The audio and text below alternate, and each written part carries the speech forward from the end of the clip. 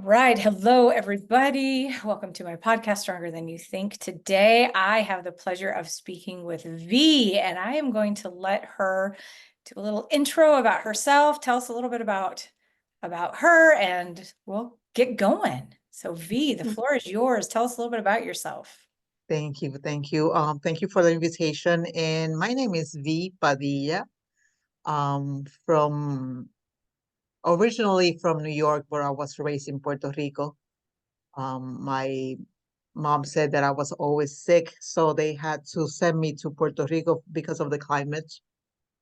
And I lived there most of my life until I was like 20 some. I was in college and I came to this area just to vacation and I ended up staying. Not because I liked it, but because even though I was in Tampa, we came to just see the land of my mom, which is where I'm at right now. And what happened? I was going back to New York, which where I was with my friends, but they told me that my airline ticket was a round trip, so I was supposed to go back to Puerto Rico instead of going back and forth to what I wanted to do, and if not, I had to pay. And I only had $1,000 to my name, and I said, well, you know what? I'll just stay.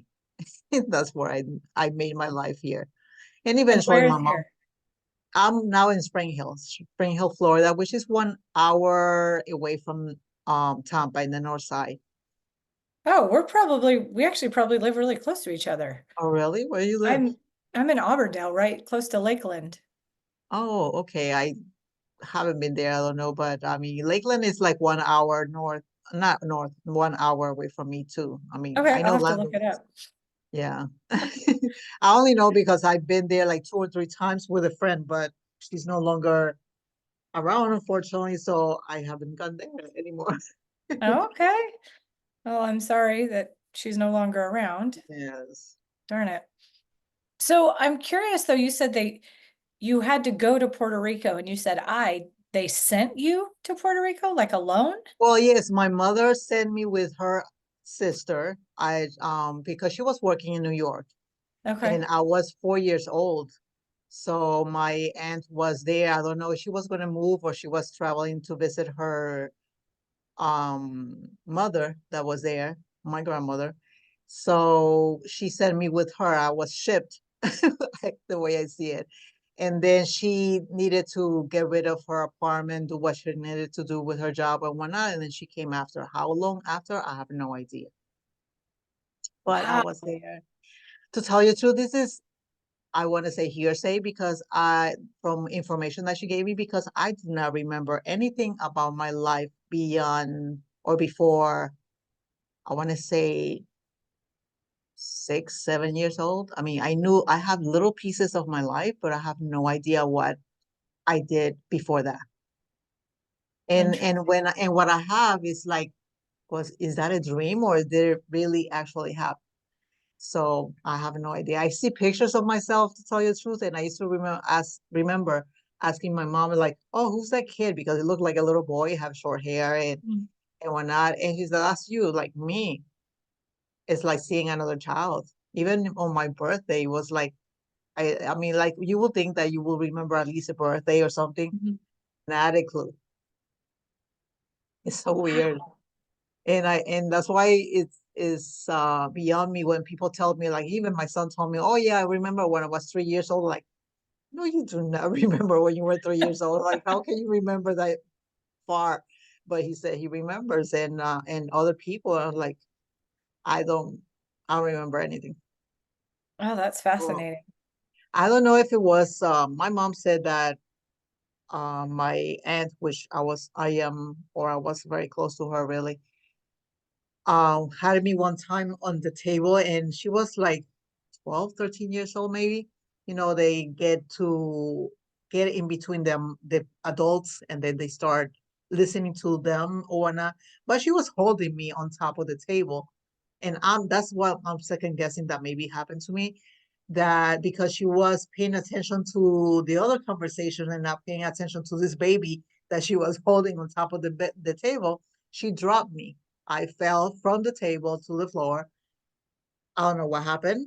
She didn't tell me what happened after that, but I'm thinking maybe I had some trauma or something. Maybe block everything after that because I don't remember anything. Wow, and that was at what age? I think I was 1 or 2 years old. Wow. I have, I don't know. You Like I had some said, experiences real quick in life, didn't you? yes, and like I said, it's that's what she tells me because other than that, I don't know anything. Wow. So it's interesting because this is the first time that we've met. Can you hear the lawnmower outside? My son's mowing the lawn right now, right near my window. Okay, we're good. No, I'm That's thinking how it like, I mean, works. I heard something, but I thought it was behind me. Oh, geez, always something, right? Um, but it's interesting because we got put together on a group by a mutual friend and oh my gosh, what's the word when somebody's teaching you something? Oh my gosh. Okay. Anyways, what was that? Leader, she's a Leader, leader and yeah. Yeah, a friend, leader, and a mentor is what I was thinking. exactly. And she said that, Sarah, you have to interview V because my podcast is stronger than you think. And you're like, oh my, she was like, oh my gosh, you have to interview V. So is there a story? Is there an experience that you like to share about being stronger than, I mean, already in what you've shared in like 3 minutes, my gosh, you were shipped off to Puerto Rico when you were 4 to live with your aunt, and hopefully somebody would show up later. Like that to me is already really, really big. I mean, it seems like you started off fighting and then being dropped when you were like 1 or 2. You seem like you're just immediately a fighter. So that's like Well, exciting. I do have stories. I just don't know which one you want. It's like, I mean, I've been in a domestic violence situation. I live in a toxic relationship with my family. Like, for me, it was normal. I thought that was part of growing up or whatever. But so I don't know if you want my whole life story. I have Well, maybe, I mean, different sections of it. yeah, maybe you can share what you feel led to share. Okay. I really Well, like the what I learned part too. So like, I mean, just in those snippets, you don't seem like you're destroyed traumatized. and distraught. I mean, like you're laughing and you're happy and you're smiling and you're beautiful and there's this radiance about you. So you've obviously come through the other side. Yes, I don't know. It's like, I mean, my daughter used to tell me the same thing, my oldest one. She says, like, well, I don't know if I would be able to take life like you did, but I don't know. I guess it's a purpose in all that I have been going on in my life. And at one point, I thought that that's how I took it because I used to work with families and I took my experiences and I tried to not mentor but guide them into that they can do the best that they could that life brings. But let me just do it in a like a sequence. Like, I mean, growing up, I lived with my mom. She was single parent. We lived with my grandmother. Her house was very little, and my grandmother, my aunt, everybody in my household, which are mainly female. Like, I mean, I don't know, male just dropped by, did their seat and kept on walking. Um, so we were very independent. We did what we had to do without having to wait for a man to do it. My grandmother, the only man that she had in her life because she married, I wasn't say 3 times, but I used to say to her that she was like a black widow because all of her men, I used to say that she will kill them, but because two of them died, and then I found out much later that the second one didn't die. He just went back to his wife. But she rebuilt or expanded her house herself, mixing cement and doing what she needed to do with her brother. And she made this house big enough for us to live with her. And it was 3 bedrooms, 2 bathroom, and then a little mini house in the back. That's where my uncle used to live. So, but in living with my mom, being she was a single parent, she didn't know how to do it at all. And I found out about how my father was not in the life of my mom and I many years after. Not through her because she would not speak about my father. Um, it was like it was painful for her. I understand that because of, I mean, she, like I said, she never spoke about her, but because of now me being a mother, I know that something must have happened to her that she would not open up. But she was very controlling, very, she will try to give me everything that she didn't have, which was materialistic, really, but she will never communicate with me. So my life with my mom was very conflicted. I never had a good relationship with her until I came to Florida, and that was 1 year of my whole life that we actually got along. Other than that, growing up, it was she will spank me for just whatever. Let me give you an example because some people say like, oh, well, I probably did it. And yes, sometimes I probably deserve it, but she had her way of being like, for example, that if you took a shower, you were supposed to clean your underwears where you were taking a shower. If I didn't do them, I mean, I didn't think about, yeah, the washer will do it, but if I didn't do it, she will spank me. But my worst spanking, the ones that I do remember are the ones when my grandmother will take care of me most of she didn't work. She was expect me to bathe me or to send me to take a shower and to give me food and whatnot. And I was very a picky eater, so I didn't like to eat. And she will say, well, in Spanish, she would say, well, muérete de hambre, meaning like, I mean, Yeah.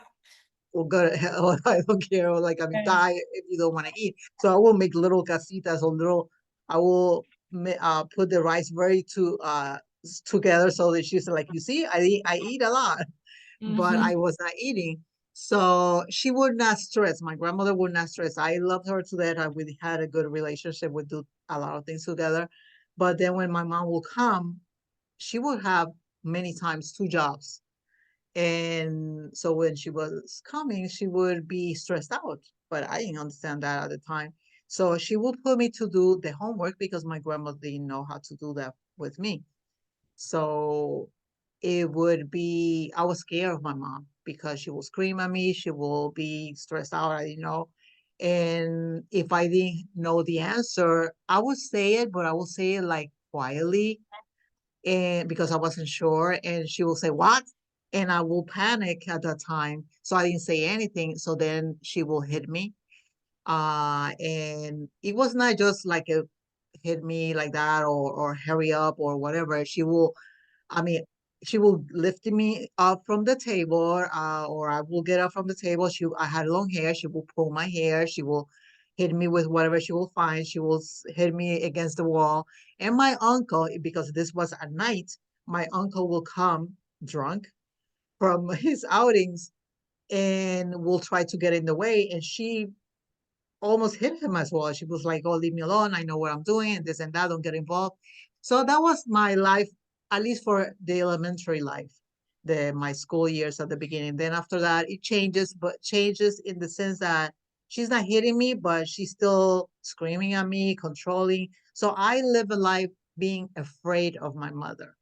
So many times I would lie to her, like in my grades, I would lie to her, not to hear her mouth or because I thought that it would be easier for me to get out of the situation if I lied to her and not Right. have to hear her mouth and whatnot. But every so often she surprised me in a positive manner, positive way. Like I mean, she was the one who got my first boyfriend kind of thing. And I was already 17 years old because she will introduce me to him and she was very excited about him. I don't know. I think she was seeing her life through me, and Mm. I guess that's why she would help me in certain ways or whatever. And I know she wanted the best for me, but because she didn't accomplish what she set out to do, although everything that she got it for her by herself. Like she got her own schooling. She went to school by herself, not because her mom motivated her because my grandmother, all she thought was to work to bring her family forward. She had 8 kids and she was by herself. Oh, Her wow. first her first husband was my mom's dad. He got killed waiting for the bus to go to work at 6 o'clock in the morning, 6:30. A car hit him. And he was just standing there and he lost control and hit him. The second was not, she was not married to him. It was a relationship that shouldn't have happened, but she had 2 kids with him. And then he went back to his wife. And the last one, he died of cancer. And apparently he was not the greatest person, at least now with the 2 youngest children my grandmother had, but I never met none of them, of course. And I never, conversations about their life, it happened with my grandmother, but not with my mom. And she only gave him what she knew because my grandmother was traveling to California, to New York, to wherever to work. Okay. So she was not all the time there. And my mom was head of the family, trying to cook, trying to do all this thing, take care of other kids that she knew nothing about. And then she resented my grandmother. So their relationship was not good either. And my mom treated her mother like my mom was her mother. Oh, Like wow. the way she will talk to her or not. And my grandma said, like, oh, my grandmother will say whenever she will come and visit here, Florida, she said, your mom thinks she's my mother. I was like, I know nothing. That's something between you and her that you maybe allow. But I love my grandmother very much. We had a good relationship, but it was like nothing that she was teaching me verbally, but more what I saw her doing and whatnot. But then after that, let's move forwards because I can talk forever. Is that I was looking for love in the wrong relationships. I didn't have a father figure. She tried to date, but because she had also, I don't know, she never opened up, but she always said that, I mean, she didn't want to give me a stepfather because they were not good people most of the time, or this or that. So she had crazy boyfriends that were jealous and or alcoholics or whatever, and she will go she was trying to keep the relationship between me and her. And yes, she wanted to date because she needed that, but she was not crazy with men. Okay. And but then the men that really wanted her, that they were businessmen or whatever, then she didn't want them because either they one of them was that she knew the wife when they were married, and now they're no longer married, and he was interested in her. And she said, no, I don't want. I said, but he's a businessman, he can come every so often because he didn't live in Puerto Rico, and he can take care of us financially and then go his way. I used to tell her.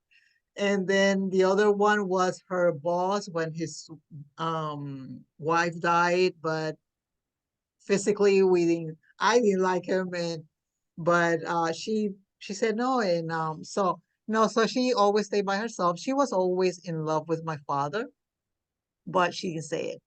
And she didn't we didn't have any communication. He never paid child support, and she never knew how to go about that. So she did everything what she needed to do by herself with me. Because I was the only child, she always tried to take me to her friends. She had 3 good friends that had kids, for me to have that interaction with other kids. But I had the interaction with kids, and then the siblings, the older siblings, some of them molested me sexually. It was like a game for them. And I thought it was something wrong with me because I had 2 uncles that actually brothers of my grandmother, who also sexually molested me. And when I tried to say something at one point, I remember I was at my house at that time. My grandmother was talking to one of her younger daughters. Uh, my mom, because my mom was working all the time, interjection here, because my mom was working all the time, she would put me in classes like ballet class, piano class, or whatever. Not exactly classes that I wanted to take, but she wanted.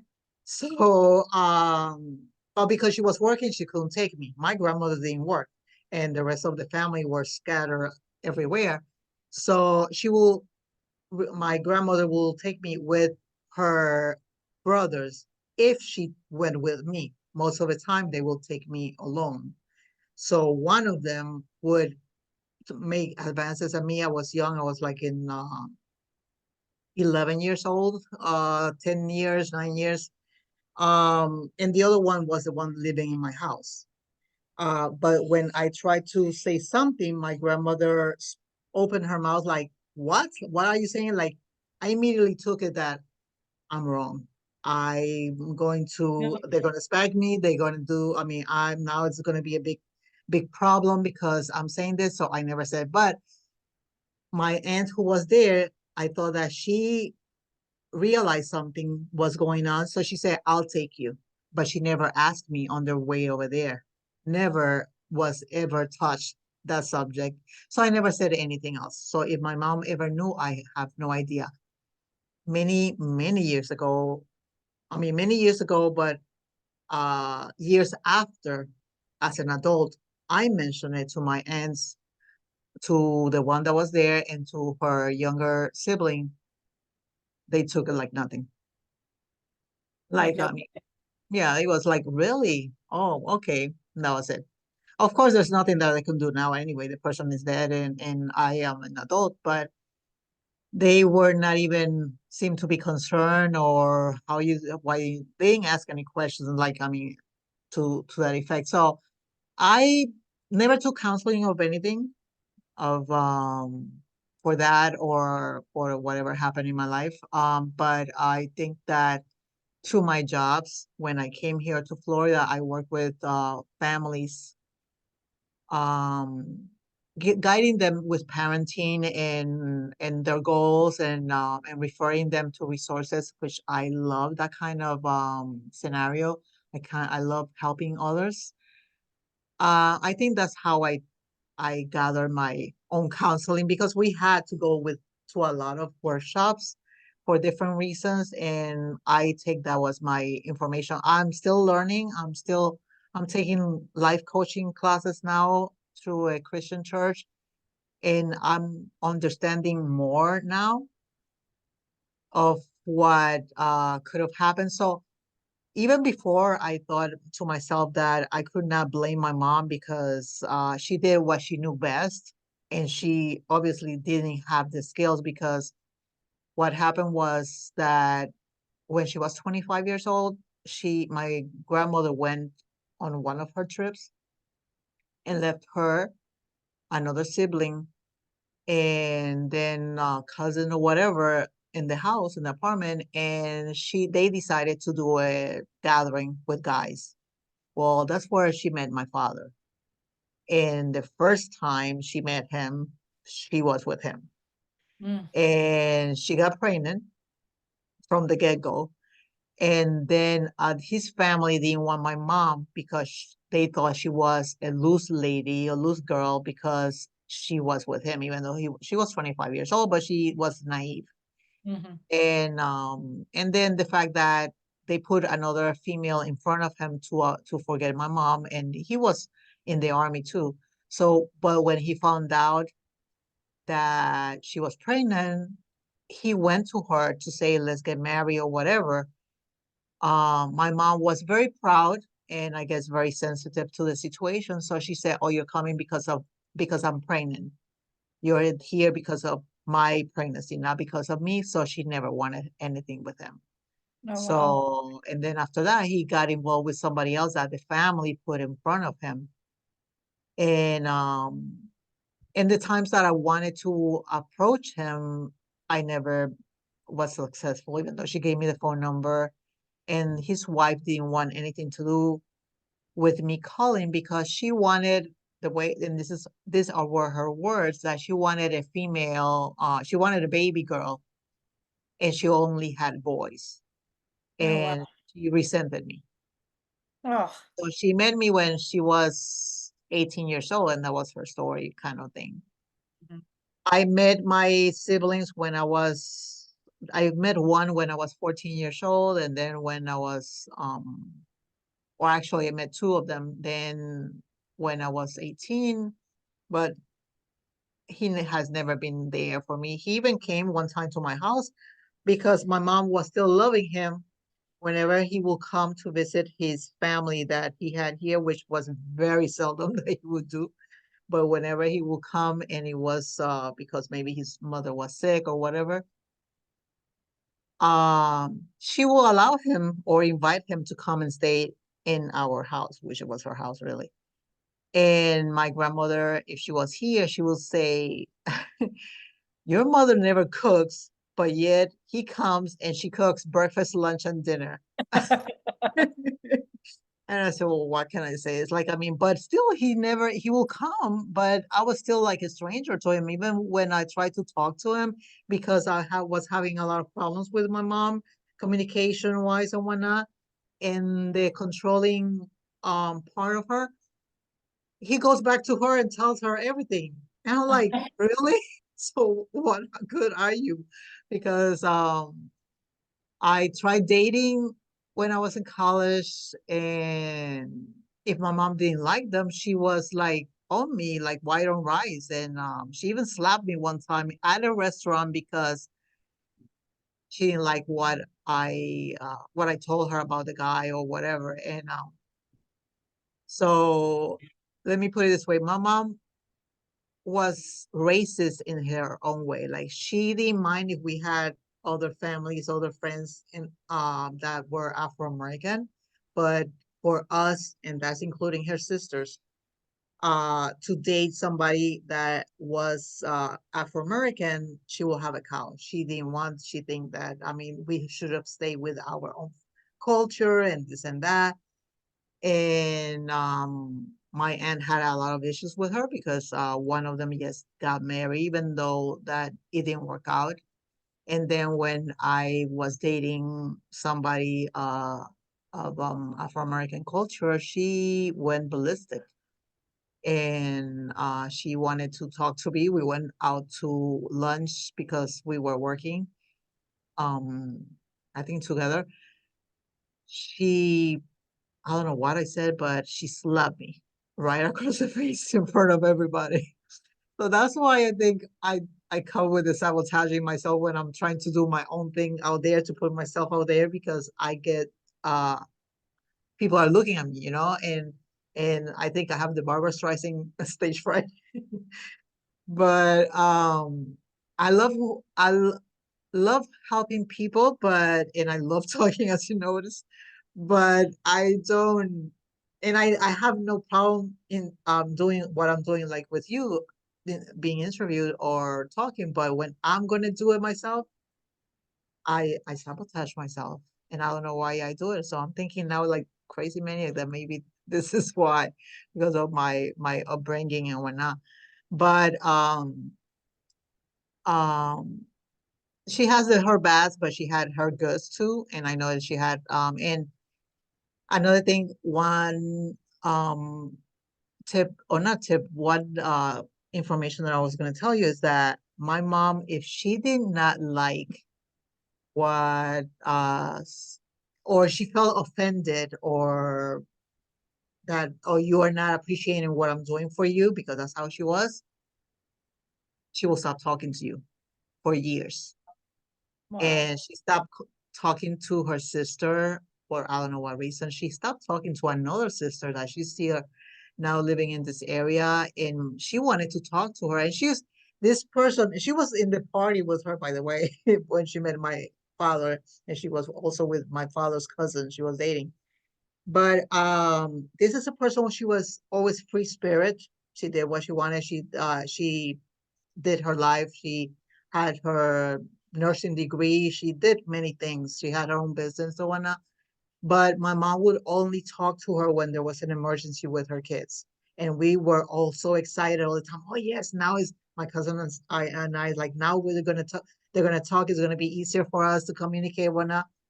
Once that passed, she's out again and not talking. And it was my mom that the whole everybody tried to get them together to talk. Again, my mom would not do it.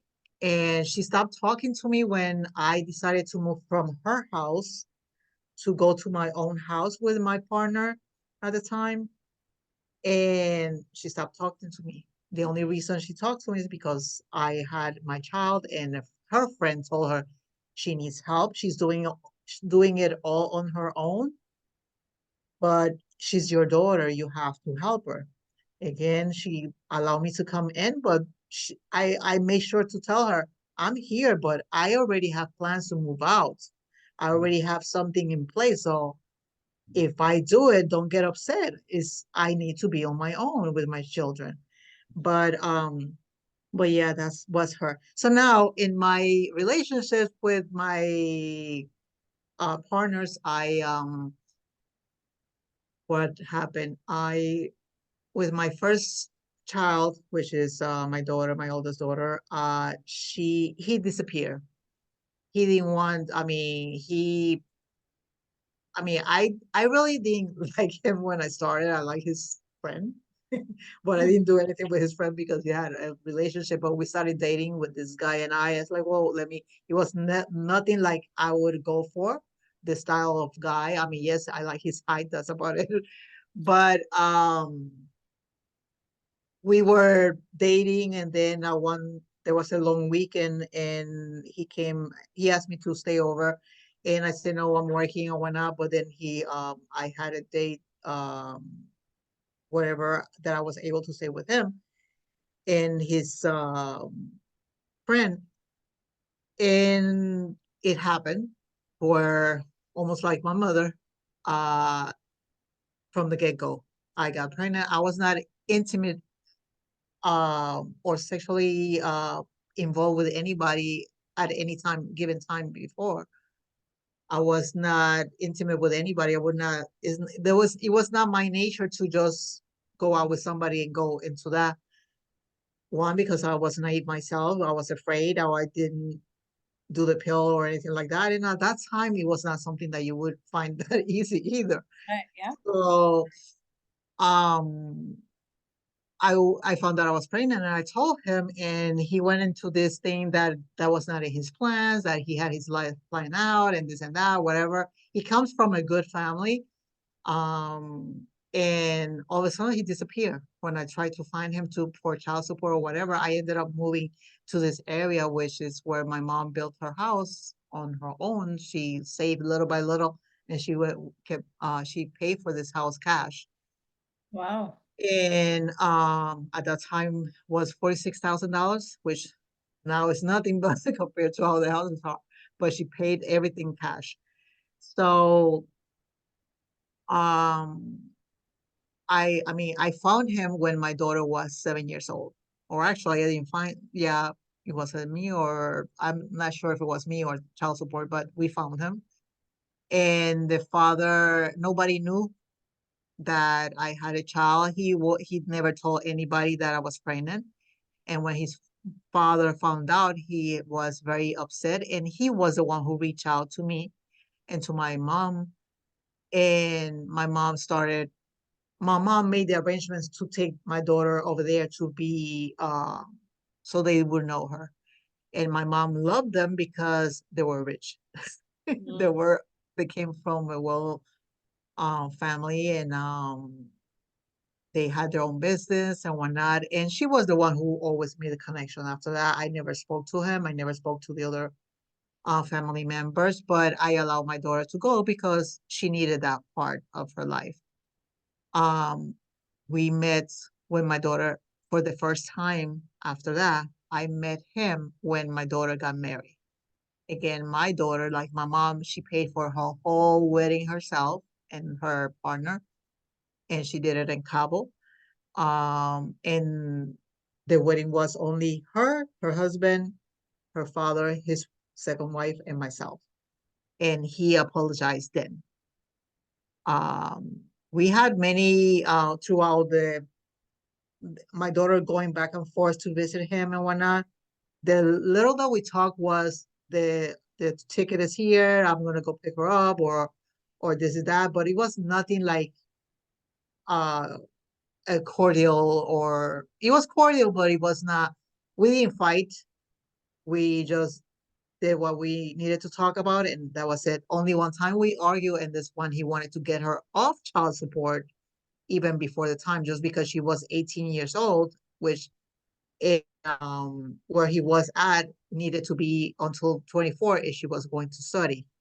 But that didn't happen for 1 year. And but even before 18, he was already making arrangements to get her off. And the judge or mediator told him like, no, as long as she goes to school, you have to pay. And just because she works, my daughter, doesn't mean that you have the right to get her off child support. So, Wow. but my daughter has kind of a good relationship with him, and with his siblings and whatnot. And like I said, on the day of the wedding is when he apologized to me. And I didn't know I had, to tell you the truth, I didn't know I had any feelings, whether they were bad or, I mean, bad, negative, good, or anything against him. But that lifted up something in me, because after that day, I was a different person, and my daughter realized it, and I realized it, and I said, I didn't know I had anything against him. I didn't, I mean, for me, it was just the creator of my daughter. That's about it. But after that, it was like, then we were able to talk fine. Before, I would not address him or anything. Well, Then my second child, can I yes. ask you a question? No, this is so good. You're sharing so much information. This is like so sweet of you just to share so much. I do have a question though, if that's okay. You talked about your mom so much, and you mentioned a couple of times where it was some good things, but mostly it was really hard. And I'm curious, what is the biggest life lesson that you feel you learned from My her? the life lesson, to do what you have to do. And my mom always was all about money, about taking care of yourself and saving, not saving, paying your debts and whatnot. I I learned that, but I did also tell her, I have children, I have to have the savings, whether the debts are going to be there or not. I have to do what I have to do. By me, it's like, I mean, I didn't do everything like her, but she was a very strong person. And I think that's what I mean, she had good principles, good moral things that I adapted. I mean, I mean, my whole family is very independent. The whole females, and we are many females. My grandmother had 5 daughters and 3 boys, and the 3 boys were not always around. So we did what we had to do. And my mom, like I said, she put herself through school. She found her job. She did her own apartment. She took care of kids without knowing how to do it. She burned the rice many times. She resented it, but she did what she needed to do. Now, she had other ways that I didn't like, which is like stop talking to people because they didn't do, I mean, because she took it all at heart. She had a big heart. And one thing I didn't realize until the other day is that I am doing like her, exactly like her. The difference is the timing. My mom used to cut newspapers or magazines, papers, information that she will find, education. And she will say, here, give it to this person or read this or whatever. And I was like, here she goes again. Like, I mean, positive things. She even tell me things to give to my friends. Like, I'm not gonna give her that. Are you crazy? It's like, oh, tell this person to call to look at this channel so she can learn something, or sometimes had to do with weight or whatnot. And and I'm doing the same thing but with social media. Oh yeah. Oh, I was that's like, fun. oh my God. I was like, I'm turning to my mom. That's not good. Well, it's fun though. I actually was going to ask you too, what are some things that you do different and what are some things you do the same? And it sounds like you don't cut people off. It seems like that's something you really disliked. And then you do share positive information with people, which is a positive thing from your mom. So that's cool. I was going to ask Yes. both of those things and you already answered them. So I like Yes. that you seem to have broken some bad chains and bad cycles. Yes, they're yeah, I found out about generational curses. Yes. The thing is that I learned, especially when my mom got ill, I allow everybody who she knew in her life, whether she spoke to them or not, whether they were her past or not, to come and visit her. My mom couldn't talk toward the end. She had something in her brain that they don't even know what it was, but they were calling it aphasia. Hmm. Her brain was shrinking, and so she couldn't speak, she couldn't talk, walk or even eat much. But I used to take pictures of everybody with her that will come and visit. And then I used to say, like, you see, you spend your life not talking to these people or to this person for so long for what? Because they're here taking pictures with you and you don't even remember. So I tell my kids all the time, even from before, I said, like, don't use the word hate because that's a strong word. And especially now with people. And I mean, life goes on. Like, I mean, why get upset at somebody that, I mean, I don't know. It's like, I mean, it's a waste of time when you can have disagreements and still, I mean, to tell you the truth, with my last husband, I will get mad at him and it was valid. I really think that was valid. But I forgot like 1 hour later or next day, I started talking to him like, oh, I forgot I was mad at you. I'm not supposed to be talking to you, but just couldn't stay mad.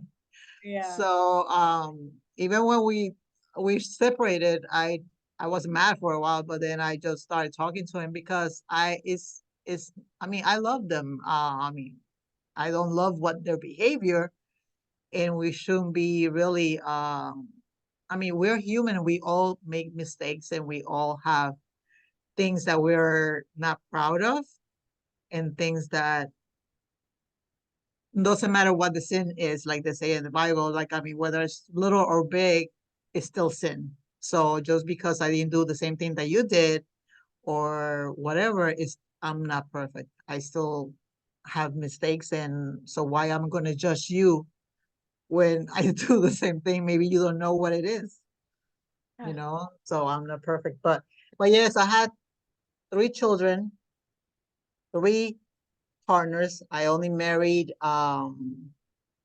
my son's father because I want to do things right, because I was tired of doing things wrong. Um, Yet I had domestic violence with him. I learned what domestic violence was. But I took that as an experience learned to help other people, because even though scared me to death, it was nothing compared to the families that I was serving and that I knew some of them didn't come out of it. Wow. And yes, in my scary moments, because he was taller than me.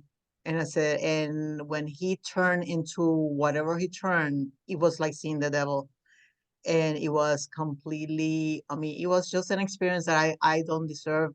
Not that I don't deserve, but I don't wish on anybody, no matter how little or how big, because I know, I mean, being that there was no man in my family growing up, I mean, I never saw marriages, only my godparents, and that was nothing that I experienced in that family. Whenever I would stay with them, I never experienced domestic violence. I never went through anything to that matter. So when I experienced that myself, I didn't know how to handle it.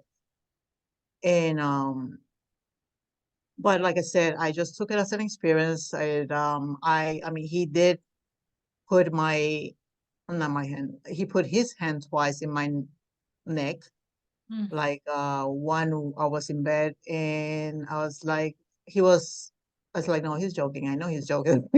Like, I mean, Yeah. nothing happened. But then the second time we were already separated, and in the last time, he came to my house screaming and carrying on, and I opened it because I knew that if I didn't open it, was gonna get worse. I opened the house, I mean the door, and he went straight to my neck and pinned me against the wall. And my daughter saw that, my youngest one. And all I said was in my head, oh, I had my cell phone in my hand. I called 911, but then I hung up because I was afraid. And being that he already came in and he told me either close the phone or I'm gonna break it on you. So I closed it, I mean, because there were the flip phones. Mhm. And then he said I mean, he was screaming, I don't know what, and with his hand on my neck. And I said, I felt very at peace at that point, even though I was afraid. And I said to him, not to him, I said to myself, God, take care of this because I'm done. I have no idea what to do or what's going to happen here, but you have to take care of it but God did, because I had a friend of my daughter living with me, and I said, my son's father is here. I'm going to open the door. Whatever you hear, do not come out of this room. Well, she didn't. She crawled out of the window, out through the window, and called the cops. Like she said, I don't know how many times I called the cops because I was so afraid. And then she left. And the only reason this guy came to my house, unfortunately, he passed away many years after, but and we were talking by then, but the only reason that he came like a lunatic to my house was because he saw that car. He thought I was with a man, even though he had a girlfriend and we were separated. I was trying to get the divorce, but I didn't know how and I didn't have the money, but eventually it happened. But after that, he calmed down.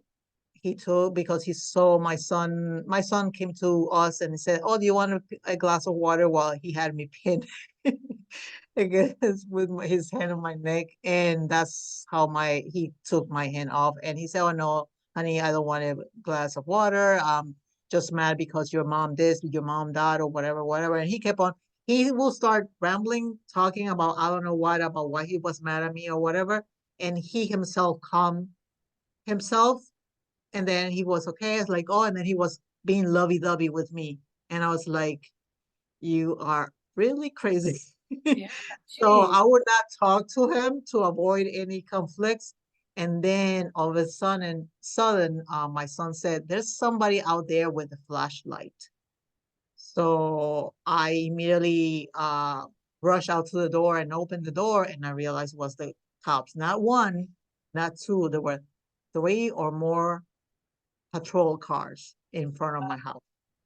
And they didn't know he had, I didn't even realize that the restraining order that I did have on him, because he will follow me everywhere, he will find me.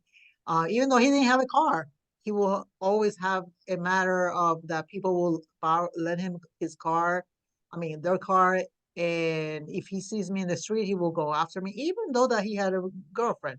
Not because supposedly he wanted to hurt me, but because he wanted to talk to me. He wanted to go back with me, and I didn't want to. So, what happened? So when the last restraining order that I put on him, I didn't realize, because I didn't want to learn anything else. I didn't want to read anything, that the judge did it for life. Oh, And wow. that was something that it was very rare done in this county. And especially at that time, because domestic violence was not something that anybody will come out and say it. Right. So the cops found out that yes, he thought that it was, when I showed him the paper, the cops said, no, that's just saying that you went to court and this and that. But he had the good sense of calling in through his speaker to the, I'm sorry, my dog is crying because it's thundering here. Oh, He started getting very shaky. oh, So he called, let it in, and the secretary or the person on the other side said, yes, that's a restraining order for life. So he had broken my restraining order and the other restraining order that he had with his girlfriend, although his girlfriend did accepted him back in the house. And he went to jail. So the cop came like hours after to tell me what happened. And then he said, "Oh, don't worry, because it's going to be there all weekend because there's no judge and it's the weekend and whatnot." No, they let him go 1 hour no, not 1 hour, like 2 hours after he came, because it just so happened that the judge ended up going to jail, which is unusual. And because he said, "Oh yeah, here you can put the handcuffs on me. I know I'm going to jail because I broke probation." It's like, "Oh, you're so honest, so let me let you go." And so they did, but he knew better not to come by to my house. But I didn't want to wait anyways. I just went to stay at a hotel. Yeah, I I bet. took my kids, and I was like, my daughter said that that was the best times when we would stay at a hotel.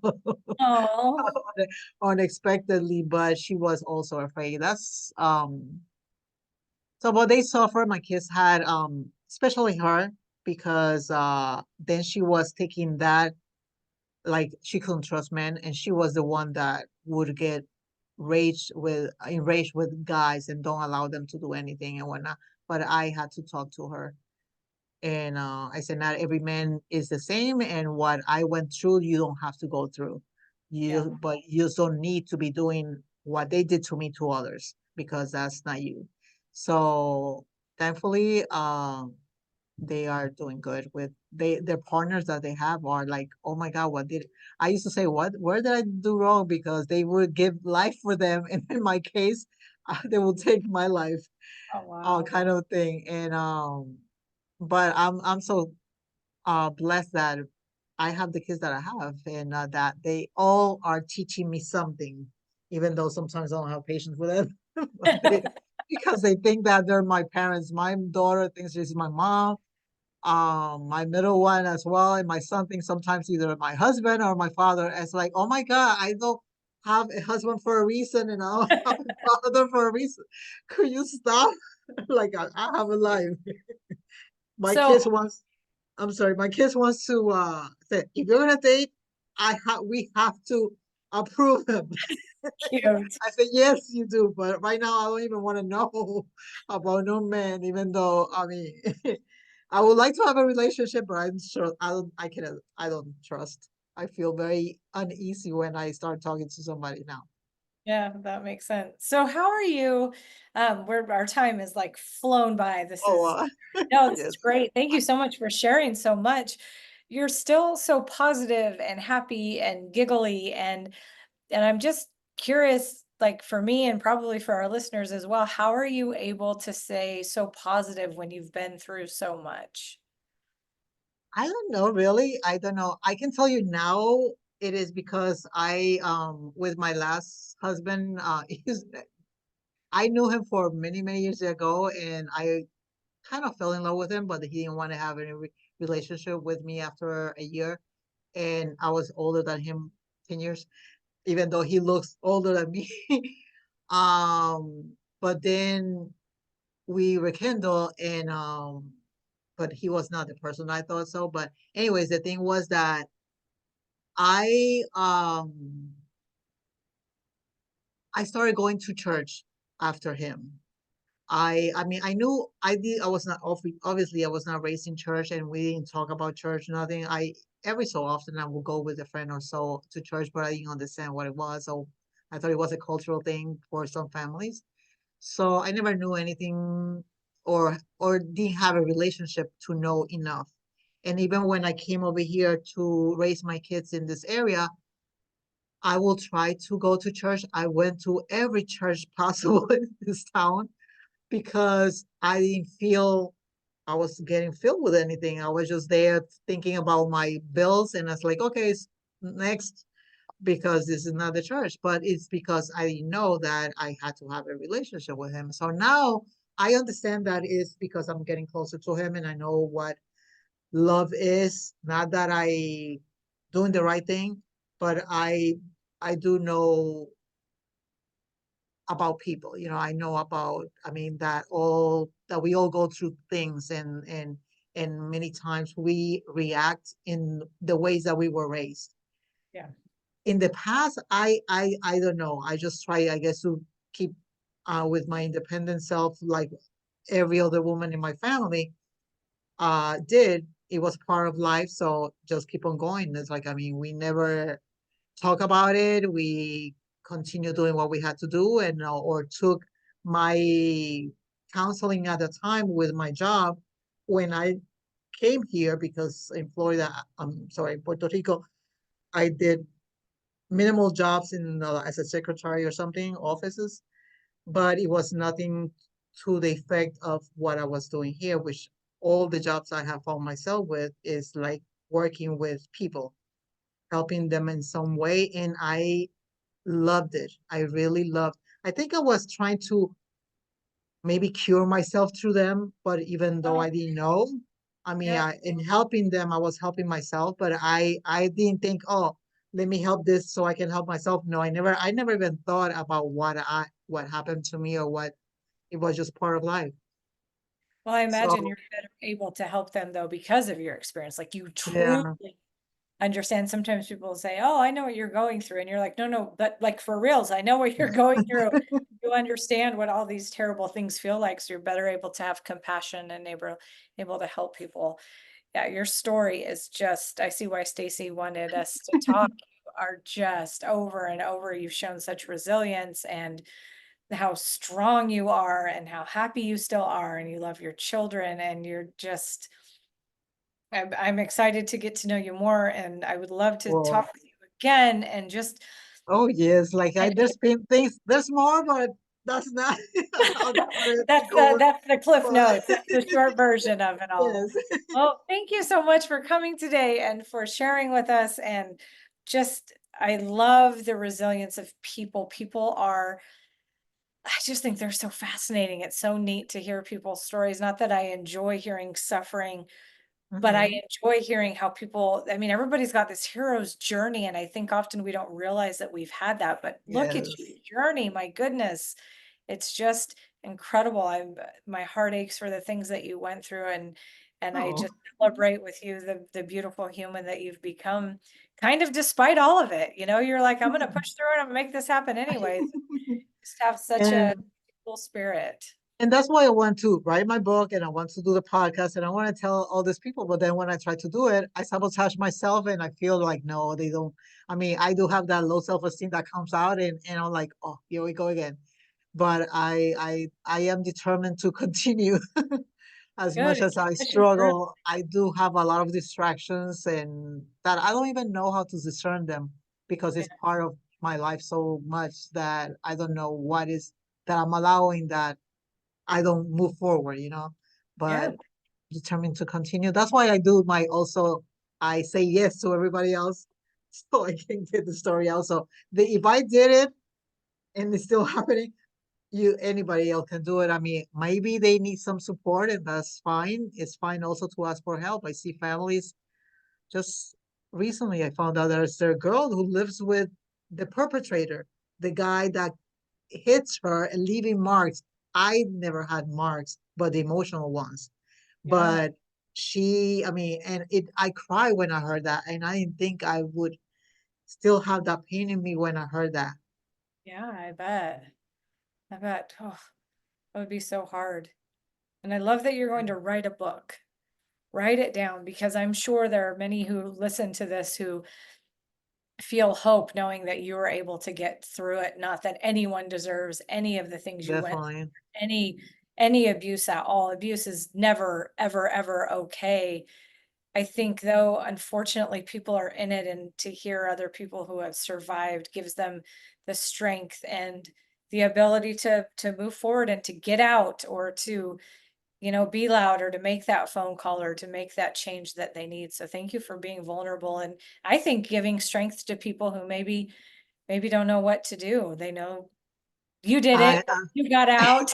Yes, but I think also the good people that surrounded me, that many of them were going to church and knew about God, and I guess they were praying for me, because I now knowing about God, I know that my strength has to come from Him. I mean, I still don't understand all about being a disciple and how to be a disciple and everything that has to do with spirituality, but in Christianity. But I do know that's more than just I know that by myself, without family and without the prayers, I don't think I would have been able to manage. And I cry when some people go through this. I mean, even though it's not tears in my face, but I mean, but Yeah, it bothers me yeah, I understand. That makes that it sense. didn't come out.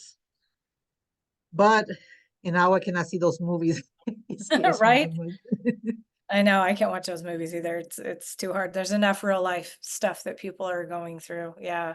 Well, thank you again so much for coming. Thank you for your Um, strength and your resiliency and your just your incredible story. And I'm so excited for your book. So you're gonna Thank keep you. us, here's gonna be your accountability. You're gonna keep us Yes, thank you. informed Yes, yes, I do need that. of your first chapter and your second chapter and when it comes out, and we'll celebrate with you. Sound good? Oh, that's awesome. Yes, I need that. Like, I mean, because if you leave it to me, I keep doing my life and forgetting about my dreams. Okay, well, And we're gonna keep the other people that needs to hear it.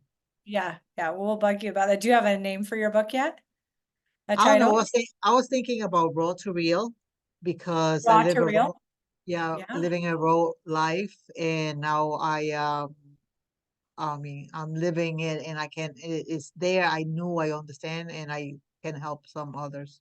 I don't know. It's like, I mean, that's just I like it. I quick, think quick that's fix. good. I don't know. So if people want to get in touch with you, I'll have you give me your social media links, if you do you have a website? Do you have a way people can get a hold of you if they're interested in reaching out?